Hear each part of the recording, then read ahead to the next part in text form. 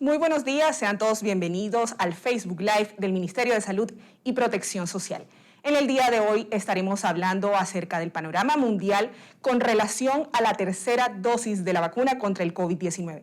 Para hablar al respecto nos acompaña el doctor Leonardo Arregocés, director de Medicamentos y Tecnologías en Salud. Doctor, bienvenido. Hola Gina, buenos días. Gracias por la invitación.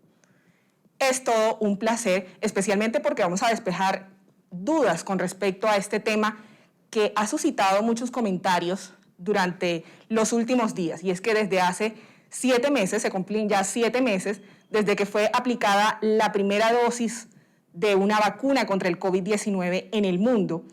Y aunque la Organización Mundial de la Salud ha dicho que todavía no hay evidencia concluyente para pensar en una tercera dosis, ya se adelantan estudios al respecto. Doctora Arregocés, ¿necesitamos una tercera dosis de la vacuna contra el COVID-19 o qué nos dice la evidencia científica? Mira, Gina, la evidencia que hay hasta ahora es poca, está empezando a aparecer y por ahora casi toda la evidencia que tenemos son estudios de inmunogenicidad, o sea, son estudios donde toman muestras de sangre de las personas vacunadas y miden algunos aspectos del sistema inmune. Por ejemplo, miden los títulos de anticuerpos, esas moléculas que nos defienden, que lo que hacen es que circulan todo el tiempo en la sangre y se pegan a esos patógenos y los marcan para que el sistema inmune los destruya. Esos son las inmunoglobulinas y esos títulos o los anticuerpos, que es lo mismo, y esos los podemos medir. También tenemos alguna capacidad de medir algunas respuestas celulares, algunas células del sistema inmune también pueden atacar directamente al virus.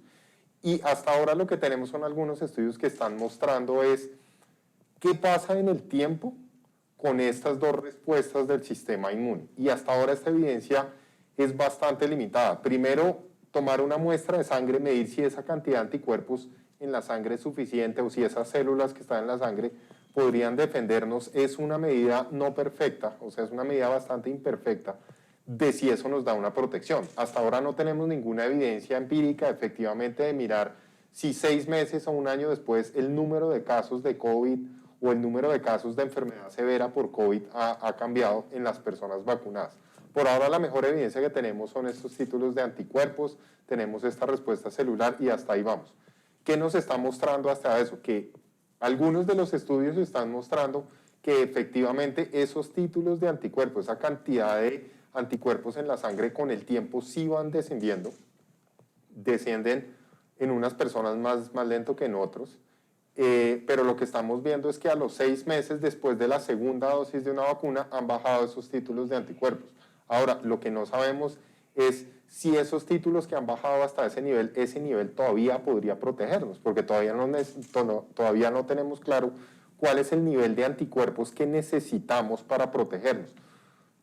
Un ejemplo puede ser, por ejemplo, hepatitis B.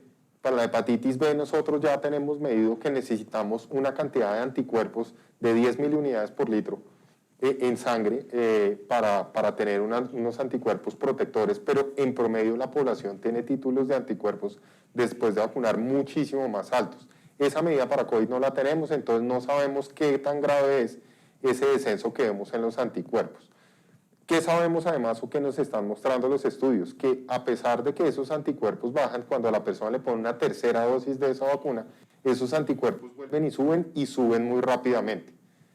¿Qué quiere decir que los anticuerpos suben rápidamente? Que el sistema inmune ya aprendió que cuando lo pone contra que cuando el sistema inmune se enfrente nuevamente a este patógeno, a esta proteína que es ajena, nuevamente monta una respuesta inmune muy rápido.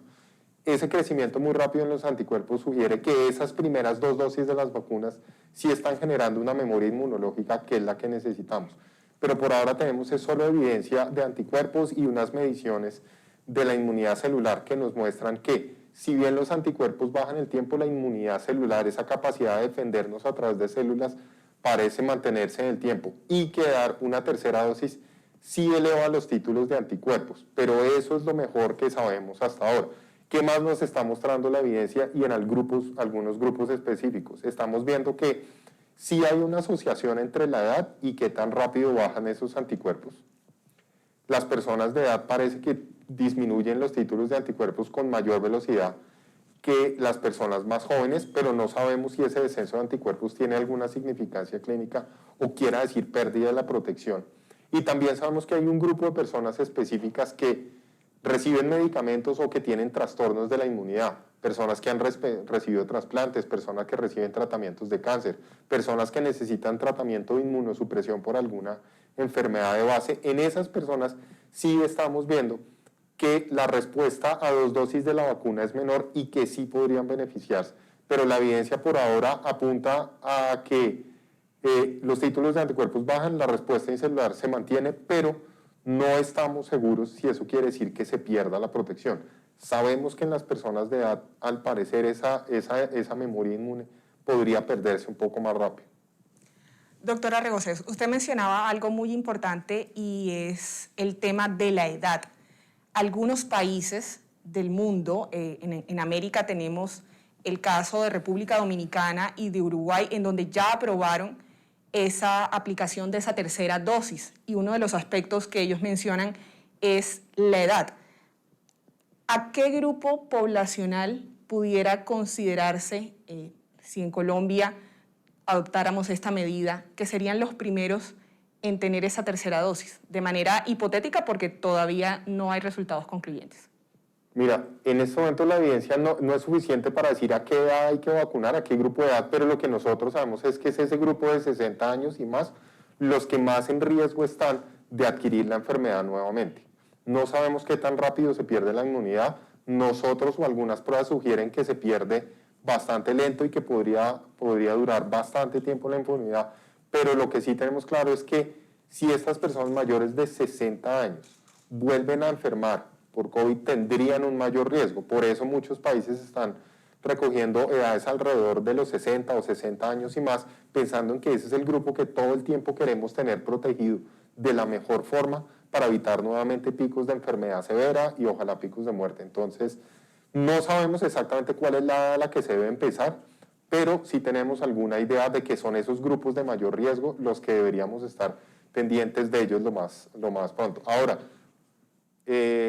¿cuándo empezar a vacunarlos? Es una pregunta todavía más difícil. Algo de la evidencia apunta que entre más separemos esa posible tercera dosis podría tener alguna ventaja. Nuevamente, los estudios están hechos de inmunogenicidad, muestras de sangre, mirando qué pasa con los títulos de anticuerpo, pero uno de esos estudios sí sugiere que poner una tercera dosis 6 meses después de la segunda puede tener un beneficio mayor a que si lo aplicas antes de los 6 meses de la segunda dosis.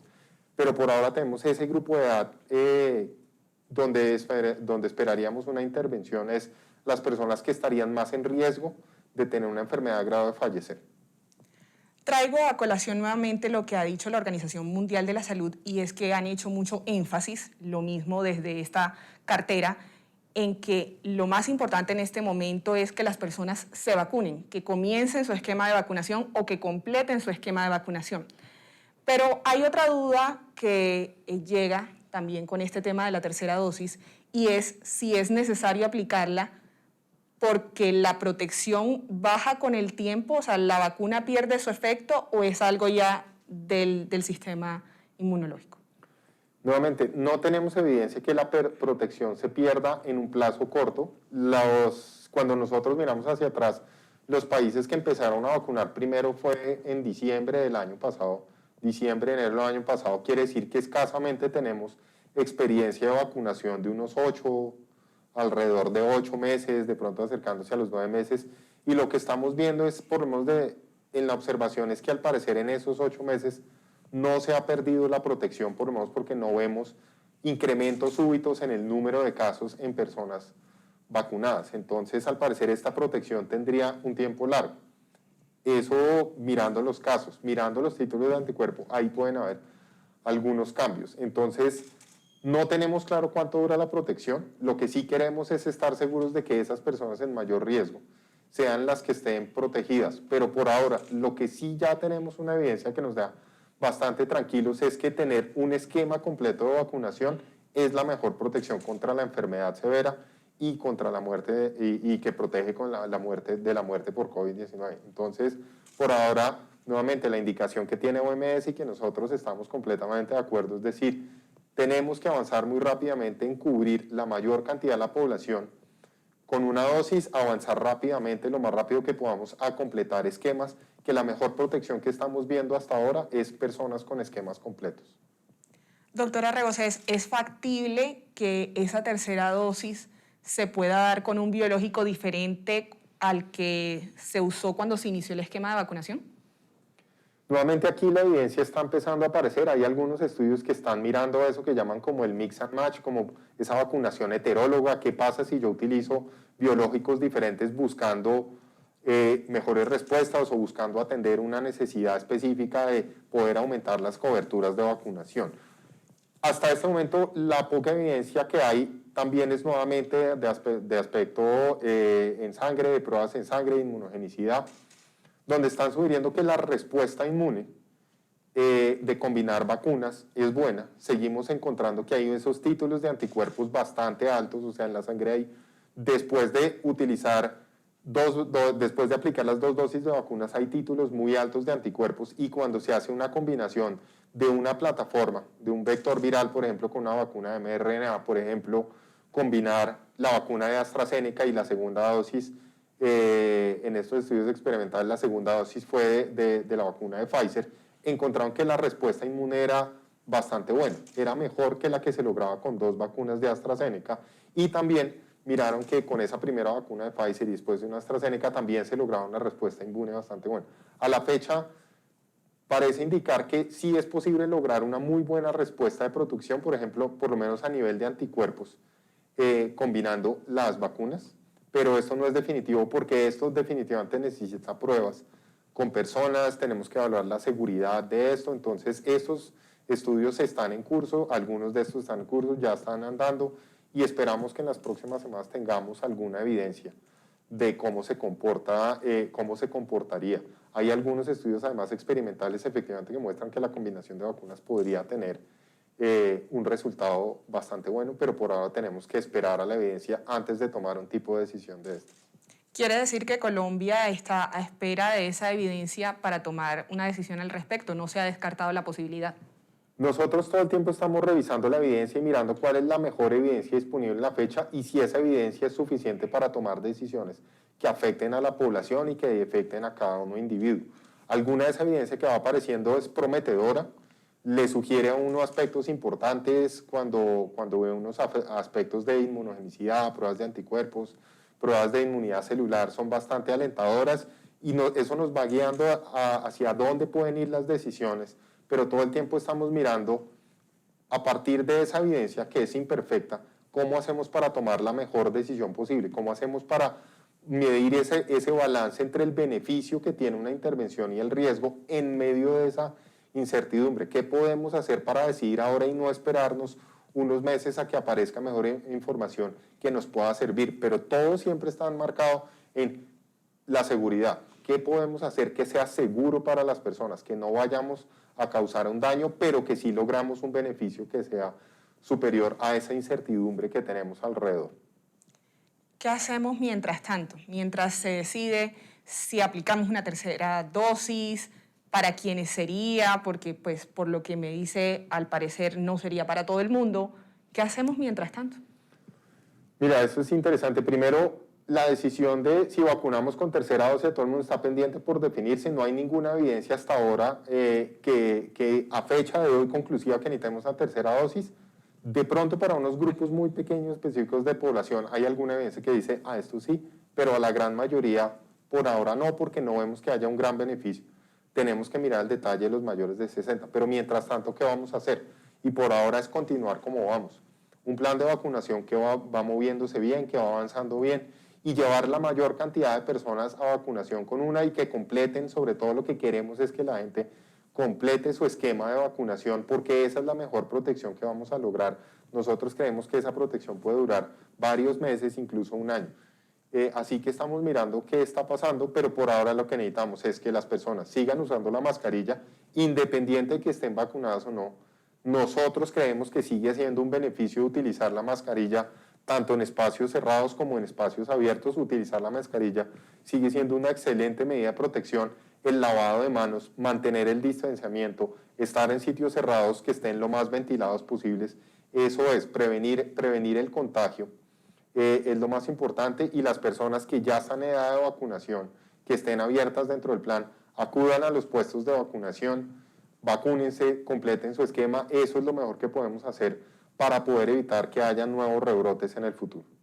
Doctora Regoces, usted lo ha dicho, la mejor manera de prevenir brotes a futuro que impacten altamente en nuestra sociedad es combinar las medidas farmacológicas como la vacunación y las no farmacológicas como el uso constante y correcto del tapabocas que cubra nariz y boca, el lavado constante de manos, el guardar distanciamiento entre personas y, por supuesto, mantener los espacios ventilados. Doctora Regoces, muchísimas gracias por habernos acompañado en este espacio. Con mucho gusto, seguimos hablando. A ustedes muchas gracias por haberse conectado con nosotros. Nos vemos en un próximo Facebook Live.